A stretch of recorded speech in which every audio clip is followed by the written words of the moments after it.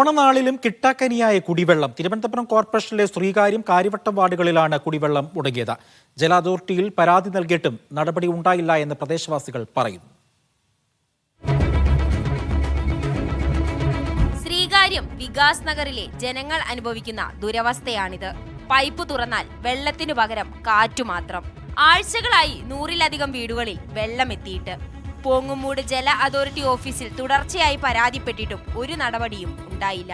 ഞങ്ങൾക്ക് വെള്ളം കിട്ടിയിട്ട് 3 മാസമായി. ഞങ്ങൾക്ക് വെള്ളമില്ല. ഞങ്ങൾ ഇരുവാനായിട്ട് പോലും ഞങ്ങൾക്ക് കഞ്ഞി വയ്ക്കാൻ വെള്ളമില്ലായിരുന്നു. വാട്ടർ അതോറിറ്റിക്കാർ ചെയ്യാൻ താല്പര്യമുള്ളതാണ്. അതിന്റെ എസ്റ്റിമേറ്റിന്റെ പണമൊക്കെ അടച്ചു. എന്നിട്ടും ആ വർക്ക് ഇംപ്ലിമെന്റ് ചെയ്ത് വികാസ് നഗറിലെ കുടിവെള്ള ക്ഷാമം പരിഹരിക്കാനുള്ള ശ്രമം നടന്നിട്ടില്ല. സ്ഥലം MLA വരെ ഇടപെട്ടിട്ടും ജല അതോറിറ്റിക്ക് അനക്കമില്ല. നിലവിൽ നഗരസഭാ ടാങ്കറുകളിൽ കുടിവെള്ളം എത്തിക്കുന്നുണ്ടെങ്കിലും അത് ഒന്നിനും തികയാത്ത അവസ്ഥയാണ്. വർഷങ്ങളായി കഴക്കൂട്ടം, ആറ്റിപ്ര, ശ്രീകാര്യം, കാര്യവട്ടം പ്രദേശങ്ങളിൽ കുടിവെള്ള പ്രശ്നം നിലനിൽക്കുന്നുണ്ട്. മീഡിയ 1 തിരുവനന്തപുരം.